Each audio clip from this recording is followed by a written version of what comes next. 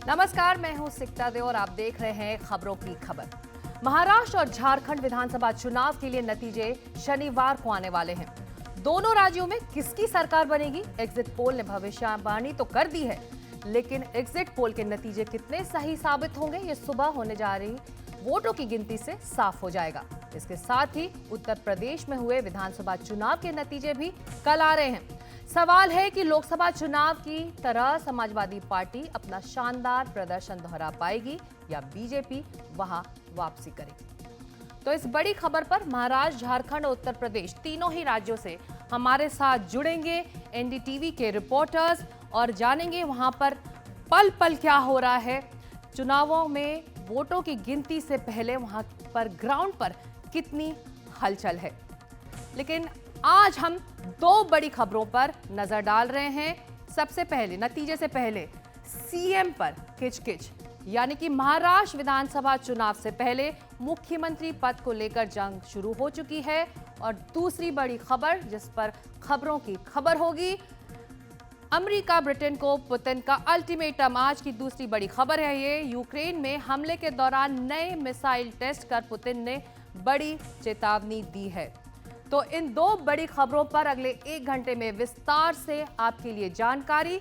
लेकिन शुरुआत हम करेंगे विधानसभा चुनावों के नतीजों से जुड़ी खबरों से, क्योंकि कल सुबह वोटों की गिनती का काम महाराष्ट्र, झारखंड और साथ ही उत्तर प्रदेश के उपचुनाव के लिए होना जा रहा है।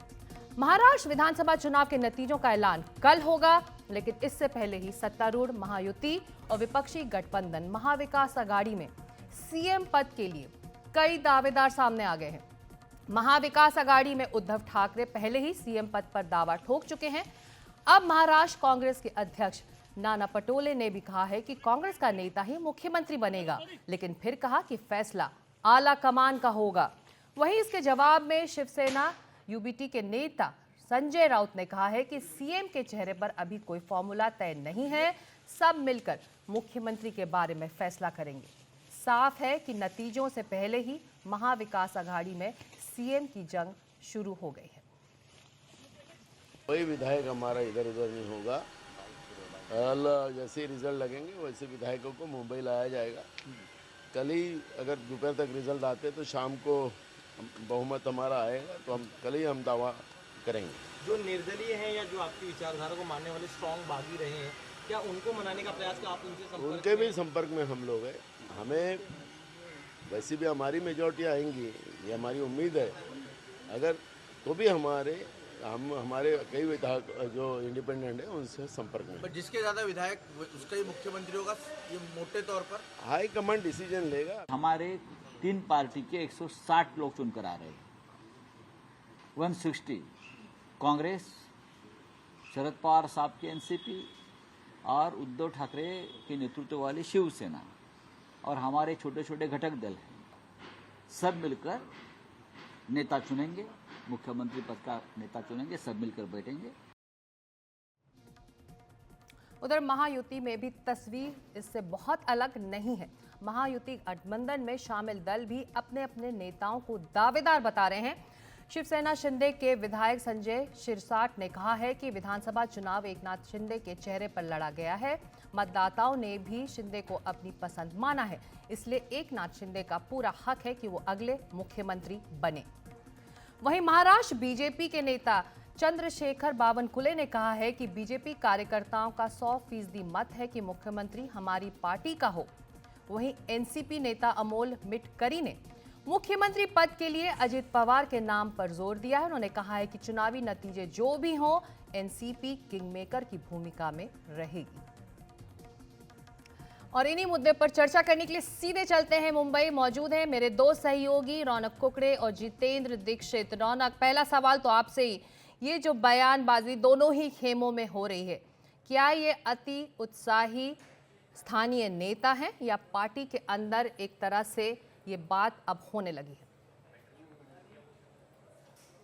जी देखिए सकता है, ये तो निश्चित तौर पर ऐसा होना था। मतलब महाविकास आघाड़ी की मैं आपको बात बता दूं तो जब से उद्धव ठाकरे ने प्रचार के पहले से ही इस मुद्दे को उठाना शुरू किया कि मुख्यमंत्री पद का चेहरा जो है चुनाव से पहले घोषित कर देना चाहिए। हालांकि इसको लेकर एकमत नहीं हो पाया और रह रहकर उद्धव ठाकरे की जो महत्वाकांक्षा है वो इस चुनाव के दौरान भी देखने को मिली। वो मुख्यमंत्री फिर एक बार महाराष्ट्र का बनना चाहते। अब कल देखना महत्वपूर्ण होगा कि किस तरह के आंकड़े आते हैं, क्या वाकई में उद्धव ठाकरे की जो महत्वाकांक्षा है वो पूरी हो पाती है। दूसरा सवाल है कि शरद पवार जिस तरह से लगातार चुनावी कैंपेन के दौरान मीडिया को जो इंटरव्यू दे रहे थे उसमें उन्होंने एनडीटीवी मराठी को भी जो इंटरव्यू दिया उसमें भी उन्होंने एक बड़ी बात कही थी। जो फॉर्मूला उनका कहना है कि कांग्रेस एनसीपी के जमाने से चलता आ रहा है, जिसके ज्यादा विधायक होंगे उसी को मुख्यमंत्री बनने का अधिकार या बनाने का अधिकार होगा और बाकी लोग को उसे बैकिंग करनी पड़ेगी। ऐसे में शरद पवार का ये बयान बहुत ही अंडरलाइन करने वाला है। क्या वो इस ओर इशारा कर रहे हैं कि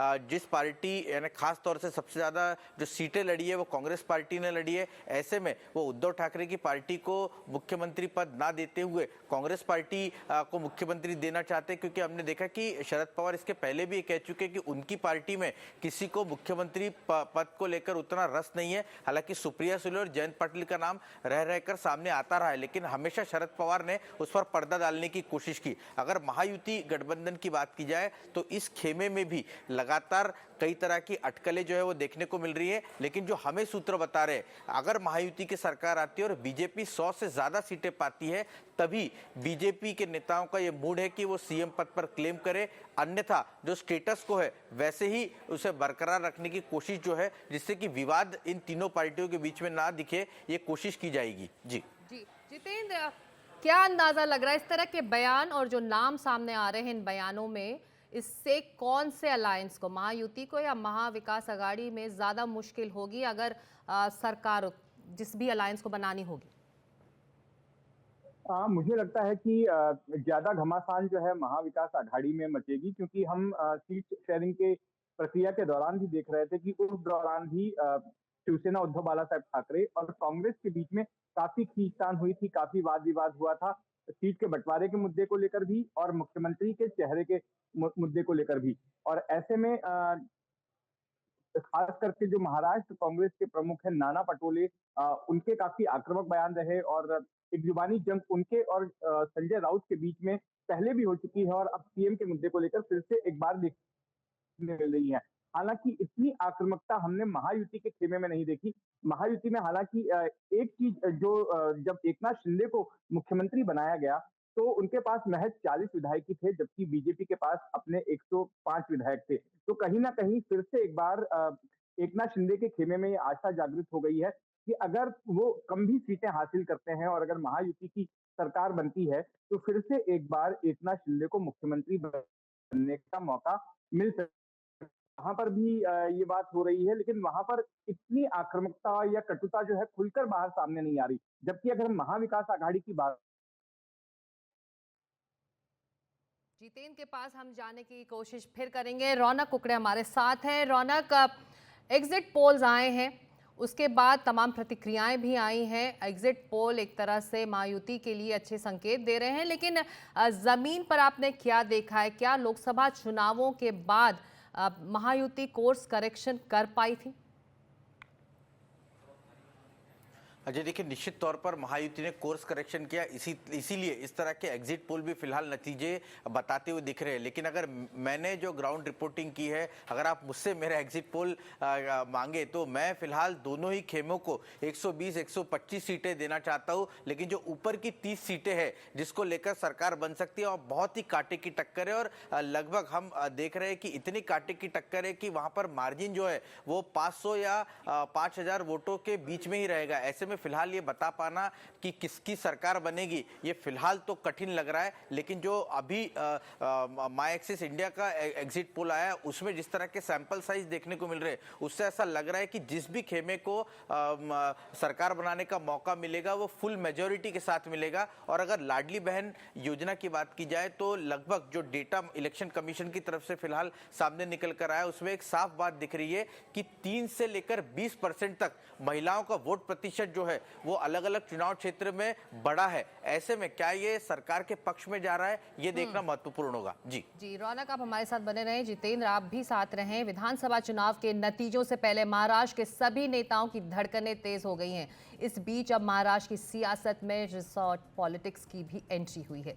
किसी ने होटल बुक किए हैं तो किसी ने चॉपर्स तैयार रखे हैं, यानी हेलीकॉप्टर्स तैयार हैं। अब महाराष्ट्र में कहीं फिर ना खेला हो जाए, इसके लिए सभी दलों ने जीतने वाले विधायकों को बचाने के लिए एक के बाद एक बैठकें कर अपना मेगा प्लान तैयार रखा है। देखिए मुंबई से हमारी ये खास रिपोर्ट। तो सबकी रहने की व्यवस्था एक होटल में एक जगह पर करने की योजना हम बना रहे हैं। वोटों की गिनती से कुछ घंटे पहले हलचल बढ़ गई है, लेकिन अंदर ही अंदर सामने कुछ नहीं आ रहा। हालांकि सबके मेगा प्लान तैयार हैं। दिन भर बैठकों का दौर चलता रहा। हमें पूरा विश्वास है कि हमें बहुमत प्राप्त होने जा रहा है। 160-165 तक हम विधायक हमारे चुनकर आएंगे। महाराष्ट्र बहुत बड़ा राज्य है, दूर दरार से लोग चुनकर आएंगे। मुंबई में आने के बाद उनके लिए रहने के लिए जगह नहीं है, कहाँ रहेंगे वो, भागम भाग होगी, उनके ऊपर प्रेशर रहेगा इन लोगों का, खोखे वालों का। तो सबकी रहने की व्यवस्था एक होटल में एक जगह पर करने की योजना हम बना रहे हैं। सभी विधायकों को इत्तला दे दी गई कि जीत का सर्टिफिकेट मिलते ही मुंबई रवाना हो जाएं। एग्जिट पोल जो भी कहे, हर तरह के नतीजों के लिए तैयार सभी प्रमुख दल अपने अपने विधायकों को जोड़तोड़ से बचाने की रणनीति बनाते दिखे। बीजेपी नेता और उप मुख्यमंत्री देवेंद्र फडणवीस के सागर बंगले में हुई बैठक में चर्चा हुई कि किस तरह से महायुति के विधायकों को जल्द से जल्द मुंबई लाया जाए। खबरें हैं कि हेलीकॉप्टर और चार्टर्ड प्लेन भी बुक किए जा रहे हैं। चुनाव प्रचार के दौरान महायुति ने कुल 5 हेलीकॉप्टर और 4 चार्टर्ड प्लेन इस्तेमाल किए। फ्लाइट्स के अलावा इन्हीं को दूर दराज के विधायकों को मुंबई लाने में इस्तेमाल किया जाएगा। जरूरत पड़ने पर और भी बुक किए जाएंगे। खबर है कि महायुति के सभी विधायकों को कोलाबा के ताज प्रेसिडेंसी होटल में रखा जाएगा। शिवसेना भी अपनी तैयारियों में लगी हुई है। मुख्यमंत्री एकनाथ शिंदे ने पार्टी प्रवक्ताओं की बैठक बुलाई। इसमें बताया गया कि रिजल्ट वाले दिन प्रवक्ताओं को पार्टी का पक्ष किस तरह से पेश करना है। मैं उनसे कहूँगी ये सारी टेंशन लेने की उनकी ज़रूरत नहीं है कि होटल्स बुक करें और चॉपर्स बुक करें। उनको महाराष्ट्र की जनता उनको छुट्टी देने वाली है अगले 25 साल के लिए। लोकसभा के नतीजों से जोश में आई कांग्रेस भी ज्यादा से ज्यादा सीटों की आस लगाए बैठी है। रिजल्ट के बाद क्या कदम उठाने हैं, इनको लेकर कांग्रेस के महाराष्ट्र प्रभारी रमेश चेन्निथला की अध्यक्षता में पार्टी की बैठक हुई। चुने हुए विधायकों को तत्काल मुंबई कैसे लाना है, इसकी रणनीति बनी। उनको होटल में रखने से लेकर बाहरी लोगों से दूर रखने की रणनीति पर भी चर्चा हुई। खबरें ये भी हैं कि राहुल गांधी ने महाराष्ट्र कांग्रेस अध्यक्ष नाना पटोले को विधायकों की जिम्मेदारी सौंप दी है। काउंटिंग के बाद तुरंत जैसे ही रिजल्ट आते हैं तो एमएलए ने तुरंत मुंबई में पहुंचने के लिए भी 23 तारीख को रात में या 24 को मॉर्निंग में ज़्यादा से ज़्यादा यहाँ पहुँचे, ये भी हमने सबको सूचना दिया है, उनको अवगत कराया है। और हमें पूरा विश्वास है कि हम लोग 165 के आसपास रहेंगे।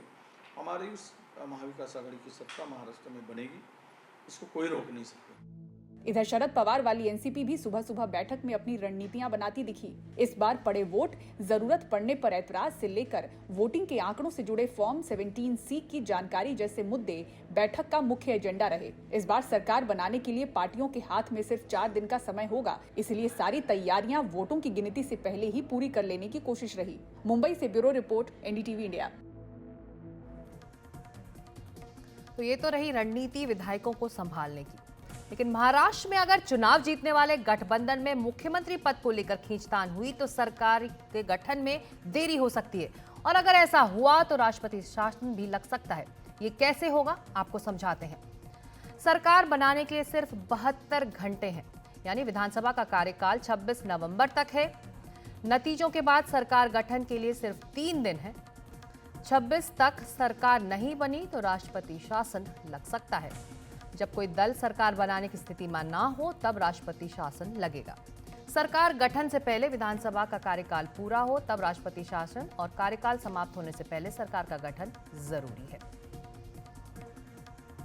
रौनक कुकड़े और जितेंद्र दीक्षित हमारे साथ हैं। जितेंद्र, अब रिजॉर्ट की पॉलिटिक्स, चॉपर्स तैयार हैं, लेकिन 72 घंटे भी हैं। ऐसे में ज्यादा तोलमोल हुई तो हाथ से मामला जा सकता है। जी हाँ, बिल्कुल। अगर ऐसा होता है कि 26 तारीख के बाद भी अगर बैठकों का दौर चलता है और अगर कोई भी गठबंधन सरकार बनाने का दावा राज्यपाल के पास नहीं कर पाता है, तो ऐसी स्थिति में फिर राज्यपाल सिफारिश कर देंगे महाराष्ट्र में राष्ट्रपति शासन लगाने के लिए। लेकिन मुझे ये लगता है कि तमाम पार्टियों ने अभी से ही अपने पोस्ट पोल स्ट्रेटेजी पर अमल करना शुरू कर दिया है।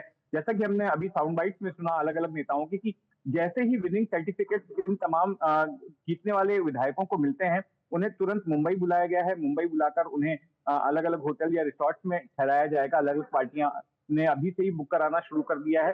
हो सकता है कि कुछ विधायकों को, कुछ पार्टियां अपने विधायकों को महाराष्ट्र के बाहर भी ले जाएं और जिस दौरान सरकार बनाने की कवायद चल रही होगी, तब तक के लिए उन्हें बाहर रखा जाए ताकि उनकी कोचिंग ना हो सके।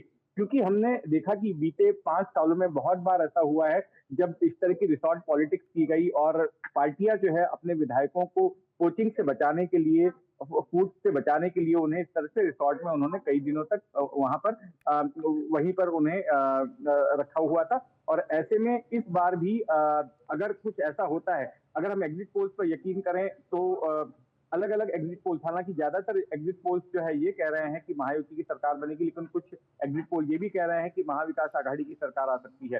तो ऐसी स्थिति में हो सकता है कि ये मामला काफी खिंच जाए और उस सूरत में जो है अगर 26 तारीख तक कोई भी गठबंधन सरकार बनाने के लिए दावा नहीं पेश करता है तो फिर महाराष्ट्र में राष्ट्रपति शासन लग सकता है। जी, रौनक की तरह जितेंद्र, आप भी लगातार ग्राउंड पर बने रहे। रौनक का एग्जिट पोल हमने सुना आपसे कुछ देर पहले, आपका एग्जिट पोल ग्राउंड पर क्या कह रहा था? देखिए, मेरा एग्जिट पोल ये है कि कट टू कट मामला है, नेक टू नेक है, कांटे की टक्कर है पूरे महाराष्ट्र भर में। महाराष्ट्र के अलग अलग इलाकों में मैंने घूमा है और मैं आपको एक बात ये बता दूं कि लोकसभा चुनाव और विधानसभा चुनाव के बीच ये जो 5 महीने का अंतराल था, इसमें काफी कुछ फर्क भी आया है। देखिए, लाड़की बहना योजना जो शिंदे सरकार ने शुरू की, उसका हमने असर देखा है ग्राउंड पर। ग्रामीण इलाकों में कई जगहों पर उसका असर दिखाई पड़ रहा है। शहरी इलाकों के जो स्लम पॉकेट्स हैं, वहां पर असर दिखाई पड़ा है। इसके अलावा पिछले चुनाव में किसानों की नाराजगी खासी देखी गई थी, खास करके नॉर्थन महाराष्ट्र में जो नासिक और आसपास का बेल्ट था, वहां पर उस नाराजगी में थोड़ी सी नरमी आई है। विदर्भ में भी नरमी आई है। इसके अलावा विदर्भ से ये खबर आई कि वहां पर आरएसएस के कार्यकर्ताओं ने काफी बढ़ चढ़कर जो है प्रचार का काम किया, गांव-गांव में जाकर जो है महायुति के लिए उन्होंने काम किया है। तो ये बात भी देखने में आ रही है। तो इस बीच में कई बातें ऐसी हुई हैं जो कि महायुति की स्थिति जितनी खराब थी लोकसभा चुनाव के वक्त में, उससे उसको मिटिगेट किया है। उसमें काफी महायुति को राहत मिली है और इस वजह से अब महायुति और महाविकास आघाड़ी दोनों के बीच में कांटे की टक्कर हो रही है। यहाँ पर एक और बात अहमियत रखती है, वो ये है कि दोनों ही गठबंधनों से बड़े पैमाने पर बागी नेताओं ने बतौर निर्दलीय पर्चे भरे हैं, निर्दलीय उम्मीदवार के तौर पर उतरे हैं और इनमें से कई ऐसे निर्दलीय हैं जो कि जीत का पोटेंशियल रखते हैं, जो कि चुनकर आ सकते हैं। तो अब ये दोनों ही गठबंधन ऐसे नेताओं को अप्रोच कर रहे हैं, लगता है जिनके बारे में कि वो जीत सकते हैं, क्योंकि ऐसे नेता जब सरकार बनाने के लिए आंकड़े अगर कम पड़ते हैं तो फिर ऐसे में निर्दलियों की भूमिका काफी अहम हो जाती है। तो अब दोनों गठबंधनों की ओर से ऐसे निर्दलियों को अप्रोच किया जा रहा है, उनसे बातचीत की जा रही है। जी, रौनक, अब रिबेल्स की बात जितेंद्र कर रहे थे, ये एक बड़ा सरदर्द रहा दोनों ही अलायंसेस के लिए। जी देखिए, अगर इस चुनाव का ये तो फर्क रहा ही, लेकिन अगर इस चुनाव की 2-3 बड़ी बातों को अगर सिक्ता यहाँ पर समझने की कोशिश करें तो जिसका जवाब मैं भी जानना चाहता हूँ कि उसका क्या होगा। 40 नए उम्मीदवार उद्धव ठाकरे की पार्टी को देने पड़े और 40 पहले से स्टैब्लिश्ड लोग एकनाथ शिंदे के साथ है। ऐसे में उनको हरा पाना कितना मुश्किल है, ये देखने वाला एक फर्क होगा। और यही स्थिति शरद पवार के सामने भी है कि उनको 40 नए कैंडिडेट जो है वो एकदम स्ट्रांग उम्मीदवारों के सामने देने पड़े। क्या शरद पवार और उद्धव ठाकरे का जादू चल पाएगा, तो ये चुनाव का एक बहुत बड़ा डिफरेंशिएट होगा। दूसरी जो बड़ी बात जितेंद्र दीक्षित जी ने कही कि संघ ने ये पूरा चुनाव जो है अपने हाथ में ले लिया था, मैंने विदर्भ में देखा है, इसी साल संघ को 100 साल भी पूरे हो रहे और उनको बिल्कुल चाहिए कि इस बार जिस साल संघ को 100 साल पूरे हो रहे, ऐसे में उस वक्त राज्य में बीजेपी की सरकार रहे, यानी महायुति की सरकार रहे। इसलिए पिछले बार यानी 400 पार की नारे की वजह से कई जो संघ के कार्यकर्ता थे वो घर पर बैठे हुए थे। उनको लग रहा था कि सरकार, मोदी की सरकार आराम से आ रही है। उन्होंने अब काफी मेहनत करके काम किया है और कई स्वयंसेवकों ने अब लोगों को, अपने जो विचार के लोग हैं ऐसे लोगों को बूथ पर ले जाकर मतदान करने के लिए बहुत शानदार काम किया। और इसीलिए जो देवेंद्र फडणवीस बयान भी दे रहे हैं कि जो बढ़ा हुआ वोट प्रतिशत है उसका फायदा महायुति को हो रहा है। और अब कल नतीजे आएंगे तो पता लगेगा कि एक्चुअली किस तरफ ये बढ़ा हुआ जो वोटिंग परसेंटेज है वो किसके फायदे का सौदा साबित हुआ। बिल्कुल, कल सब कुछ साफ हो जाएगा, तस्वीर साफ होगी। और महाराष्ट्र चुनाव के सबसे पहले और सबसे सटीक नतीजे आप तक पहुंचाने के लिए एनडीटीवी ने खास तैयारी की हुई है। रौनक, महाराष्ट्र की क्या तैयारी आप हमारे दर्शकों को बता सकते हैं? कल किस तरह से सटीक और सबसे पहले जानकारी एनडीटीवी में मिलेगी महाराष्ट्र के चुनावों को, नतीजों को लेकर? जी देखिए, महाराष्ट्र के चप्पे चप्पे पर हमारे रिपोर्टर्स तैनात हैं और जो भी जानकारियां पोलिंग बूथ स्टेशन से आएगी, काउंटिंग सेंटर से हमारे तक आएगी, वो सबसे पहले हम दर्शकों तक पहुंचाने की कोशिश करेंगे। इतना ही नहीं तो एनालिसिस भी हमारे चैनल पर जो है वो दर्शक देख सकेंगे। तो कई सारी तैयारियां जो है वो एनडीटीवी पर दर्शकों के लिए खास तौर पर हमने की है। बहुत शुक्रिया आप दोनों का इस चर्चा के लिए। लंबा दिन है आप दोनों के लिए कल, और कल फिर मुलाकात होगी। शुक्रिया रौनक कुकड़े और जितेंद्र दीक्षित आप दोनों का। तो महाराष्ट्र के बाद अब हम बढ़ते हैं आगे झारखंड की तरफ। झारखंड विधानसभा चुनाव की बात। अब झारखंड में हर शहर के गली नुक्कड़ पर लोग एक ही सवाल में उलझे हुए हैं, झारखंड में किसकी सरकार कल बनेगी? नेताओं ने भी अपने अपने दावों में सियासी सरगर्मी बढ़ाई है। झारखंड में 81 विधानसभा सीटों के लिए सुबह 8 बजे से वोटों की गिनती का काम शुरू हो जाएगा। पोल ऑफ पोल्स के मुताबिक झारखंड में एनडीए और इंडिया गठबंधन में कांटे की टक्कर है। पोल ऑफ पोल्स में एनडीए को 39 और इंडिया ब्लॉक को 38 सीटें मिलने का अनुमान जताया गया है।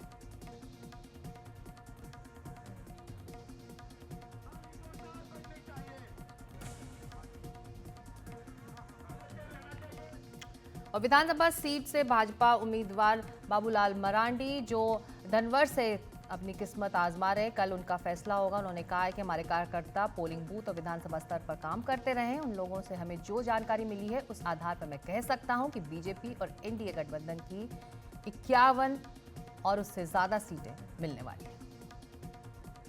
हमारे कार्यकर्ता काम करते रहे पोलिंग बूथ पर, विधानसभा स्तर पर, तो उन लोगों से जो सब हम लोगों ने जानकारी जो एकत्र की है, तो उस आधार पर मैं कह सकता हूं कि भारतीय जनता पार्टी और एनडीए गठबंधन को 51+ सीटें मिलने जा रही है। नहीं, देखिए, भारतीय जनता पार्टी भी तो पता नहीं 55 बता रही है, पिछले बार 65 बता रही थी।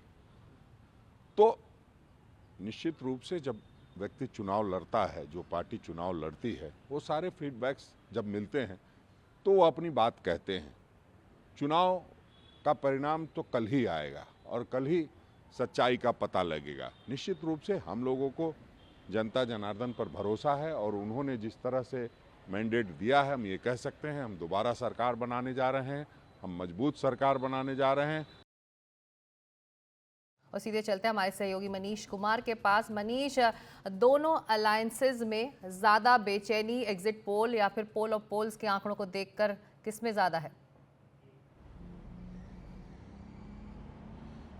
देखिए, ज़्यादा बेचैनी अगर आप कहें तो दोनों ही खेमों में है, लेकिन थोड़ी सी इंडिया गठबंधन और खासकर मुख्यमंत्री हेमंत सोरेन आश्वस्त लग रहे हैं। वो चुनाव परिणाम और खासकर उन्होंने एक जो एग्जिट पोल एजेंसी है उसके ऊपर उन्होंने भरोसा दिलाया और कहा कि पिछले बार के चुनाव में भी सभी जो एग्जिट पोल करने वाले थे अधिकांश ने बीजेपी की सरकार पुनः बनाई थी, लेकिन एक की भविष्यवाणी इंडिया गठबंधन के पक्ष में सही हुई थी। एक बात साफ है कि झारखंड में ऐसा चुनाव देखने को आज के पहले नहीं मिला। हालांकि झारखंड जो राज्य है वो 24 साल ही पुराना है, लेकिन इस बार के चुनाव की खास बात यह रही कि दोनों ही गठबंधन ने मतदाताओं के सामने कुछ ऑफर किए, कुछ उन्होंने वादे पूरे किए थे, कुछ नए वादे किए थे और जनता को उसके बीच में चुनना था। लेकिन चुनाव प्रचार और खासकर मतदान के दिन जो हमने देखा वो यह था कि झारखंड में 2014-2019 के तुलना में इस बार भी महिला मतदाताओं ने पुरुषों के तुलना में ज़्यादा मतदान किया है। करीब 5,51,000 ज़्यादा उन्होंने वोटिंग की है। इसका फायदा किसे मिलेगा? निश्चित रूप से हेमंत सोरेन का दावा है कि चूंकि उन्होंने पिछले 4 महीने में मैया स्कीम के तहत जो महिला हैं 18 से लेकर 50 साल तक की, उनके खाते में 1-1 हज़ार रुपये यानी कि अब तक 4,000 डाला है और कहा है कि अगर उनकी सरकार आएगी तो बीजेपी ने जो वादा 2,100 रुपये गोगो स्कीम के तहत की है उससे भी बेहतर वो 2,500 रुपये देंगे। तो उनको ये उनका जो अपना फीडबैक है उसके अनुसार महिला मतदाताओं का रुझान उनकी तरफ रहा है। दूसरी बात यह है कि बीजेपी ने इस चुनाव में 2 मुद्दों को काफ़ी प्रमुखता से उठाया। एक था कि घुसपैठ का मुद्दा। घुसपैठ का मुद्दा संथाल के क्षेत्र में, संथाल परगना के क्षेत्र में एक बड़ा मुद्दा रहा चुनाव प्रचार के दौरान। लेकिन जेएमएम का कहना है कि जो वोटिंग हुई, भले ही प्रचार उसी के आसपास पूरे राज्य में बीजेपी ने किया, लेकिन वोटिंग में उसका कोई खास असर नहीं दिखा। और इसके अलावा जो झारखंड में हेमंत सोरेन की जो सरकार है, हेमंत सोरेन इस बात को लेकर काफ़ी राहत की सांस ले रहे हैं कि चूंकि उनके खिलाफ किसी ट्राइबल नेता को बीजेपी ने प्रोजेक्ट नहीं किया, प्रधानमंत्री नरेंद्र मोदी के चेहरे पर उसने चुनाव लड़ा, तो जो आदिवासी वोटरों का झुकाव 2019 के विधानसभा चुनाव में देखने को मिला, 2024 के लोकसभा चुनाव में देखने को मिला, कमोबेश वही स्थिति जमीनी स्तर पर रही जिसका फायदा उन्हें मिलेगा। यानी कि आदिवासी वोटरों को साधने की जो बीजेपी की कोशिश थी वो उतनी ज़्यादा कामयाब नहीं रही। खासकर मतदान के दौरान जो जहां पर आदिवासी बहुल क्षेत्र हैं, करीब झारखंड में 27 रिजर्व सीट हैं और उन 27 सीटों पे ही पिछली बार झारखंड मुक्ति मोर्चा अधिकांश सीटों पर जीती थी, जिसके कारण उसकी सरकार बनी थी। और इस बार भी उनका फीडबैक है कि 1, 2, 3 सीटें वो लूज कर सकते हैं, लेकिन उसको कंपनसेट वो कहीं ना कहीं और सीटों पर, जनरल सीटों पर विजय पाकर इस बार कर लेंगे। लेकिन झारखंड मुक्ति मोर्चा के लिए सबसे बड़ा सरदर्द है वो उनकी सहयोगी पार्टी कांग्रेस पार्टी का परफॉर्मेंस कैसा होता है। अगर कांग्रेस पार्टी का परफॉर्मेंस पिछली बार के तरह नहीं होगा, अगर वो अपने परफॉर्मेंस को रिपीट नहीं करेगी, वैसे में बीजेपी के लिए झारखंड में सरकार बनाने यानी कि सरकार में वापस आना आसान होगा। जी, प्रभाकर भी इस वक्त हमारे साथ जुड़ गए हैं। प्रभाकर, अब जो बात मनीष कह रहे थे, एनडीए के पास चेहरा क्या है? महाराष्ट्र में हमने देखा दोनों ही अलायंसेज में प्रॉब्लम ऑफ प्लेंटी है, बहुत सारे चेहरे हैं। झारखंड में इंडिया ब्लॉक के पास हेमंत सोरेन है, बड़ा चेहरा है और उन्हीं की अगुवाई में चुनाव लड़ा गया। ऐसे में अगर एनडीए की सरकार बनती दिखती है तो चेहरे खोजे जाएंगे या फिर कुछ नाम चल रहे हैं अंदर खाने में?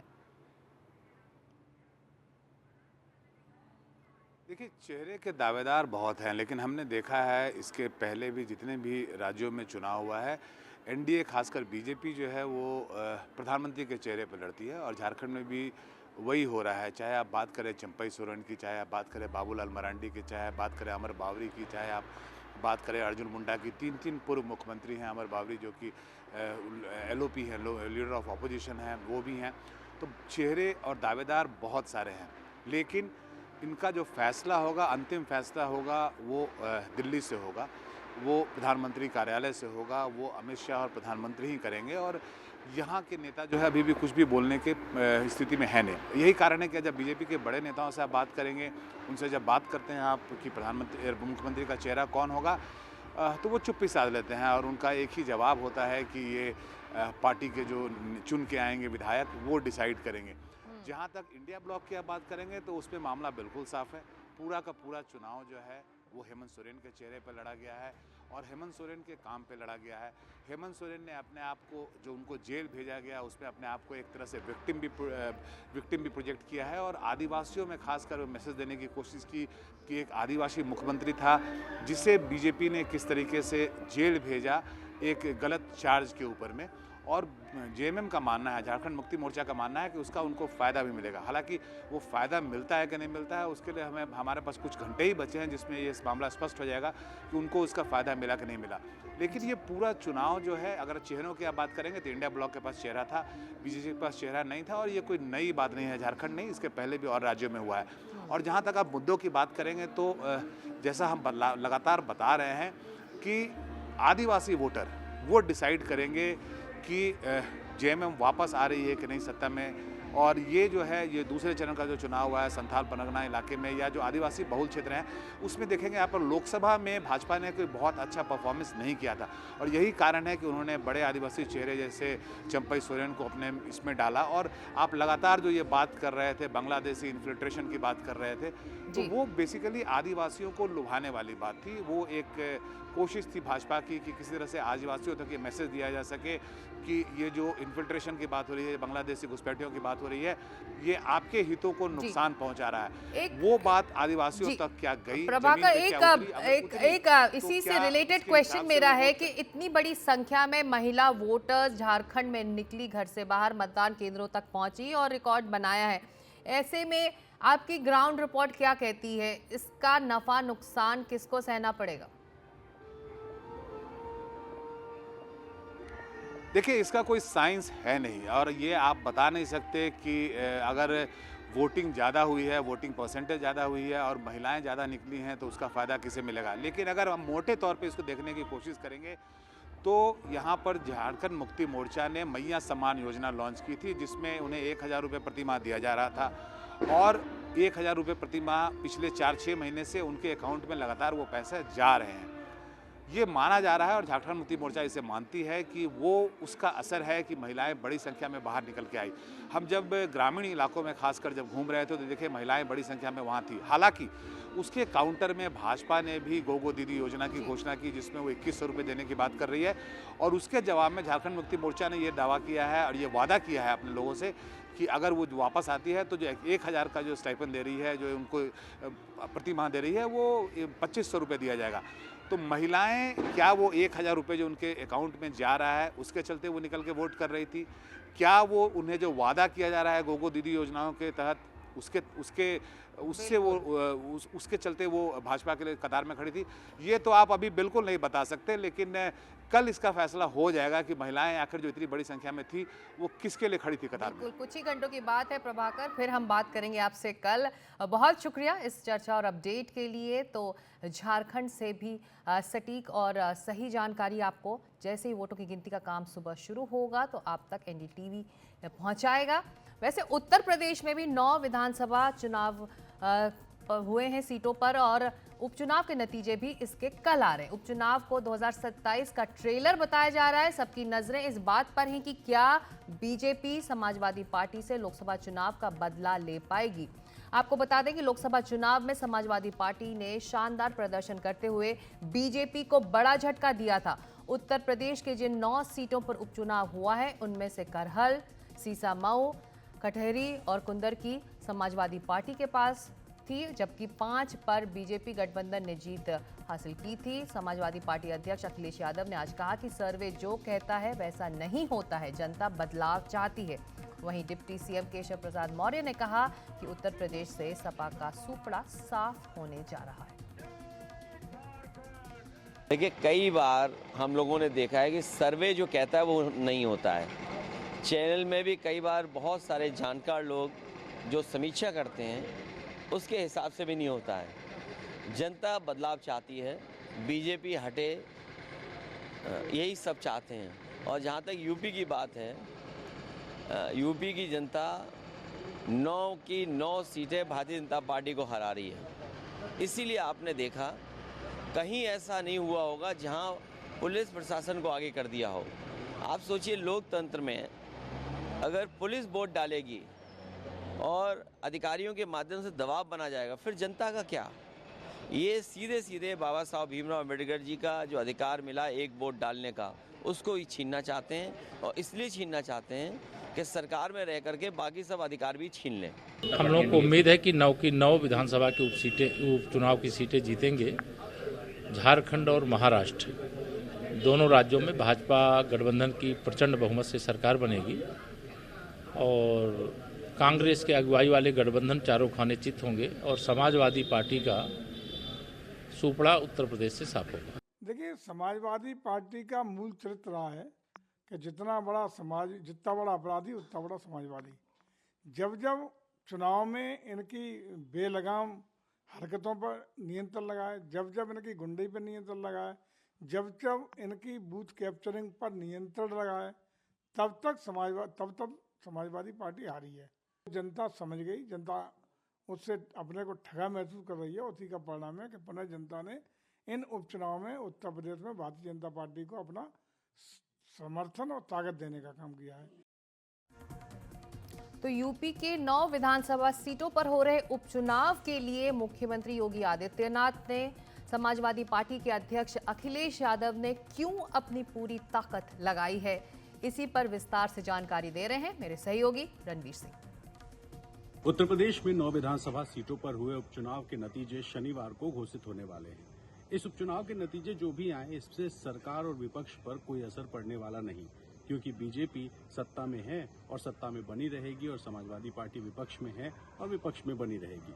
बावजूद उसके ये चुनाव प्रतिष्ठा का चुनाव बन गया बीजेपी और समाजवादी पार्टी के बीच। और ऐसे में 20 नवंबर को जब वोटिंग हो रही थी तो कुछ विधानसभा सीटों पर जमकर विवाद हुआ, आरोप प्रत्यारोप हुए, प्रशासन पर आरोप लगे और प्रशासन पर यहां तक कह दिया गया कि प्रशासन बीजेपी के पक्ष में काम कर रहा है। हालांकि भारतीय जनता पार्टी ने इस तरह के आरोपों को नकारा है और साफ कहा कि ये पूरा चुनाव आयोग ने कराया है और निष्पक्ष तरीके से कराया है। ऐसे में 23 नवंबर यानी शनिवार को आने वाले जो नतीजे होंगे, ये एक सेमीफाइनल का संदेश होगा 2027 के विधानसभा चुनाव के पहले, क्योंकि 10 सीटें खाली हुई थी और 10 में से 9 विधानसभा सीटों पर उपचुनाव कराए गए। और इस उपचुनाव में जिस तरीके से बीजेपी और समाजवादी पार्टी ने अपनी ताकत झोंकी, वो ताकत झोंकना ही बताता है कि ये चुनाव भले ही सरकार बदलने का चुनाव ना हो, लेकिन इस चुनाव से एक बड़ा संदेश 2027 के लिए जाने वाला है। ऐसे में धड़कनें सबकी बढ़ी हुई हैं कि नतीजे क्या आएंगे, लेकिन जिस तरह से इस उपचुनाव में विवाद और विवादों के बीच आरोप प्रत्यारोप हुए हैं, उसको देखते हुए नतीजों के बाद भी राजनीति गर्म होने की संभावना है। लखनऊ से रणवीर, एनडीटीवी इंडिया। ज़्यादा वक्त नहीं है, नतीजे कल सुबह से आने शुरू हो जाएंगे। रुझान भी हमें करीब 8:30-9 बजे तक मिलने लगेंगे। 2.5 साल से ज़्यादा वक्त से जारी रूस यूक्रेन जंग अब खतरनाक मोड़ पर आ गई है। ज़मीनी लड़ाई के बाद अब लंबी दूरी की मिसाइलें दागी जाने लगी हैं। यूक्रेन को अमेरिका और ब्रिटेन की मदद से रूस के राष्ट्रपति व्लादिमीर पुतिन भड़क गए हैं। उन्होंने पश्चिमी देशों को खुली चेतावनी दे दी है।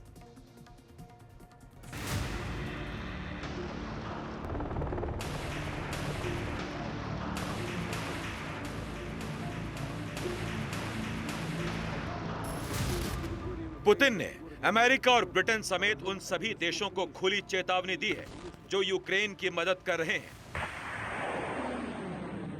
इंटरमीडिएट रेंज मिसाइल ओरेश्निक की यूक्रेन में सफल टेस्टिंग की घोषणा के दौरान उन्होंने कहा कि रूस अपनी नई मिसाइलों को उन देशों के खिलाफ इस्तेमाल कर सकता है जो यूक्रेन को रूस पर अपनी मिसाइलें दागने की इजाजत दे रहे हैं। लेकिन साथ ही उन्होंने ये भी कहा कि हम मुद्दों को शांतिपूर्ण तरीकों से सुलझाना पसंद करते हैं, लेकिन किसी को भी रूस की जवाब देने की क्षमता पर संदेह नहीं करना चाहिए। The further course of action will be determined based on the threats to the security of the Russian Federation. We believe that we have the right to use our weapons against military facilities of countries who allow their weapons to be used against ours. And in case of an escalation, we will act as decisively in a mirror fashion. The ruling elites of the countries are nurturing plans to use their military contingents against Russia should be warned. रूस के निशाने पर अब NATO के ठिकाने भी आ गए हैं। आसपास के नाटो बेस पर भी उसकी नजर है। रूस ने पोलैंड में स्थित अमेरिकी एयरबेस को भी बर्बाद करने की धमकी दी है। रूस ने कहा कि 13 नवंबर को पोलैंड के उत्तरी क्षेत्र में खोला गया नया अमेरिकी बैलिस्टिक मिसाइल रक्षा बेस अमेरिका और उसके सैन्य सहयोगियों के खतरनाक मंसूबों का हिस्सा है। रूस के मुताबिक अमेरिका और पोलैंड का ये कदम रणनीतिक स्थिरता को कमजोर करता है। इसके चलते परमाणु खतरों का स्तर बढ़ सकता है। रूस यूक्रेन युद्ध अब एक ऐसे दौर से गुजर रहा है जहां पर उसके विश्व युद्ध, तीसरे विश्व युद्ध के बनने की आशंका जताई जा रही है, खतरा माना जा रहा है। अमेरिका ने जब यूक्रेन को लंबी दूरी के मिसाइल से रूस के अंदर मार करने की इजाजत दी, जब यूके ने इसकी इजाजत दी, तो यूक्रेन ने ये मार किया भी। उसने रूस के अंदर मिसाइल दागे। हालांकि ये साफ नहीं है कि उससे रूस के अंदर कितना नुकसान हुआ, लेकिन जवाब में रूस ने भी निप्रो को निशाना बनाया, जहां मिलिट्री इंडस्ट्री इंस्टॉलेशन है। वहां पर कितना नुकसान हुआ है ये साफ नहीं है, लेकिन ये जरूर है कि राष्ट्रपति पुतिन ने एक रेयर टीवी अपीयरेंस में ये कहा कि ये एक नया मिसाइल है, हाइपरसोनिक मिसाइल है, इस पे परमाणु वॉरहेड नहीं थे। लेकिन उन्होंने ये भी चेतावनी कहें या धमकी कहें, साफ कहा कि हर हमले का जवाब दिया जाएगा। एस्केलेशन अगर होता है तो उसका जवाब दिया जाएगा। और जिस तरह के मिसाइल जो कि साउंड के स्पीड से 10 गुना ज्यादा तेजी से ट्रैवल करते हैं, उनको रोकने के लिए कोई शील्ड है ही नहीं। और उन्होंने ये भी कहा कि जिस तरह से मैन्युफैक्चरर्स के बिना यूक्रेन जो है इस तरह से मिसाइल्स को ऑपरेट नहीं कर सकता है, तो इसका सीधा मतलब ये माना जाएगा कि ये जो देश जो दे रहे हैं मिसाइल, वो भी इसमें शामिल है, हमले में शामिल है। नेटो सीधे सीधे रूस के ऊपर हमले में शामिल है और उसका जवाब देने का अधिकार रूस के पास है। रूस यूक्रेन जंग में नया मोड़ 18 नवंबर को आया, जब अमेरिका में बाइडेन प्रशासन ने यूक्रेन को लंबी दूरी की मिसाइल इस्तेमाल करने की इजाजत दी।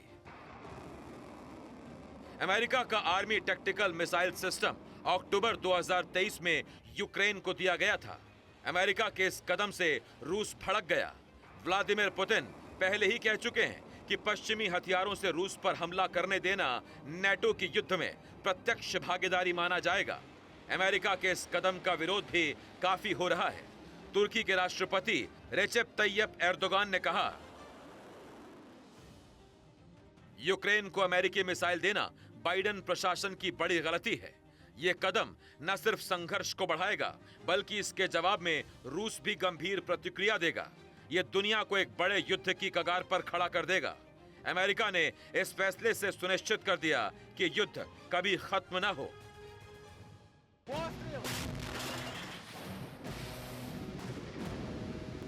2 बरसों से ज्यादा वक्त से जारी जंग के बीच रूस की नई परमाणु नीति को लेकर भी हड़कंप मचा हुआ है।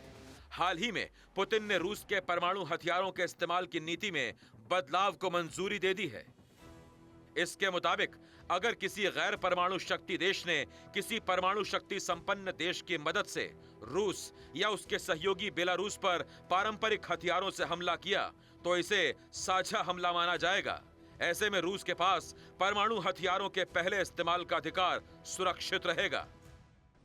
We are strongly in favor of doing everything not to allow nuclear war to happen. It was us who first, during the Soviet Union times, suggested to the United States, and President Gorbachev and President Reagan made a joint statement that nuclear war can never be won and never must be stunned. Ukraine के अलग अलग हिस्सों में रूस के हमले जारी हैं और यहां राजधानी कीव में भी रह रहकर एयर रेड अलर्ट जारी हो रहे हैं कि कभी भी बड़ा हमला हो सकता है। पुतिन ने जिस तरह से परमाणु हमले की धमकी दी है, यहां यूक्रेन में ये भी उम्मीद जताई जा रही है कि अमेरिका जल्द ही यूक्रेन को टॉमहॉक मिसाइल देगा। राष्ट्रपति जेलेंस्की अपने विक्ट्री प्लान में अमेरिकी राष्ट्रपति जो बाइडेन से ऐसे 1000 मिसाइलों की मांग कर चुके हैं। हालांकि अमेरिका की तरफ से ऐसा कोई संकेत नहीं मिला है कि वो यूक्रेन को ये मिसाइल देने जा रहा है। लेकिन अगर ऐसा होता है तो फिर महायुद्ध की दिशा में ये एक और कदम होगा। कीव यूक्रेन से उमाशंकर सिंह, एनडीटीवी इंडिया। और रूस के राष्ट्रपति पुतिन का दावा है कि उन्होंने यूक्रेन पर ताजा मिसाइल हमले में एक नए मिसाइल का परीक्षण किया है जो सफल रहा है। क्या है ये मिसाइल और इस हमले का और इस खुलासे का मतलब क्या है?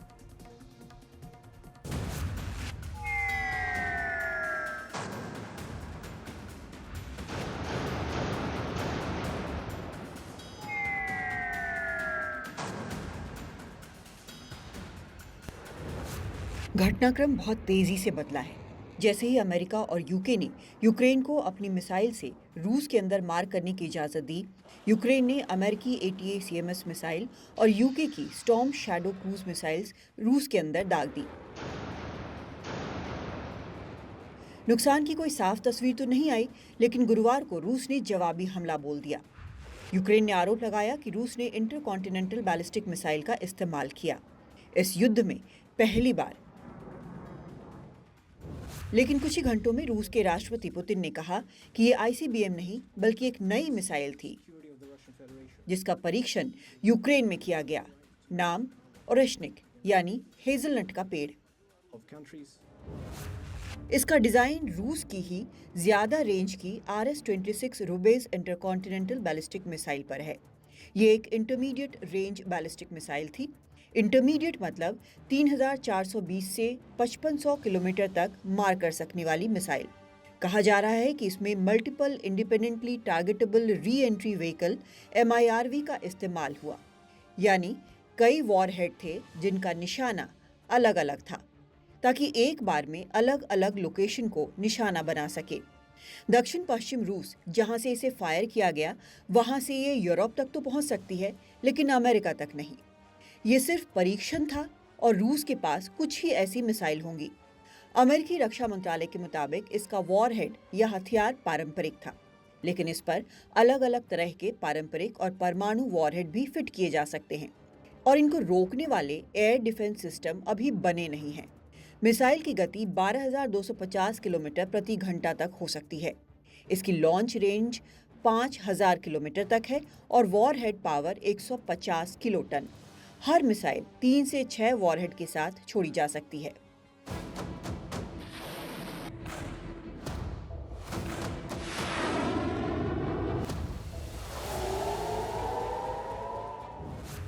इससे ब्रिटेन पहुंचने में 19 मिनट, बेल्जियम पहुंचने में 14 मिनट, जर्मनी पहुंचने में 11 मिनट और पोलैंड पहुंचने में 8 मिनट का वक्त लगेगा। В ответ на применение американского и британского дальнобойного оружия 21 ноября текущего года российские вооруженные силы нанесли комбинированный удар по одному из объектов оборонно-промышленного комплекса Украины. В боевых условиях было проведено в том числе и испытание одной из новейших российских ракетных систем средней дальности. В данном случае с баллистической ракетой в безъядерном гиперзвуковом оснащении.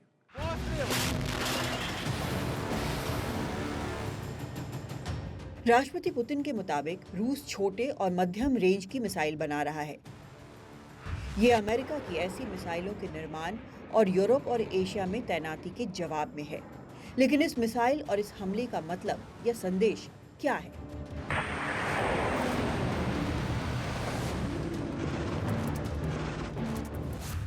रूस दबाव में नहीं आ रहा और वो भारी जवाबी हमले से पीछे नहीं हटेगा। पश्चिमी देश जिस तरह रूस के अंदर मार करने में यूक्रेन की मदद कर रहे हैं, उनके ठिकाने भी निशाने पर आ सकते हैं। रूस के पास हथियारों का अच्छा खासा जखीरा है।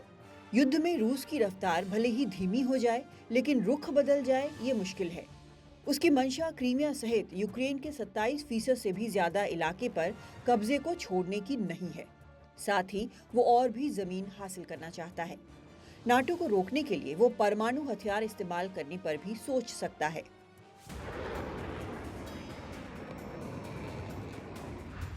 बीस जनवरी को डोनाल्ड ट्रंप के राष्ट्रपति पद की शपथ लेने से पहले पुख्ता निर्णायक कार्रवाई के भी आसार जताए जा रहे हैं।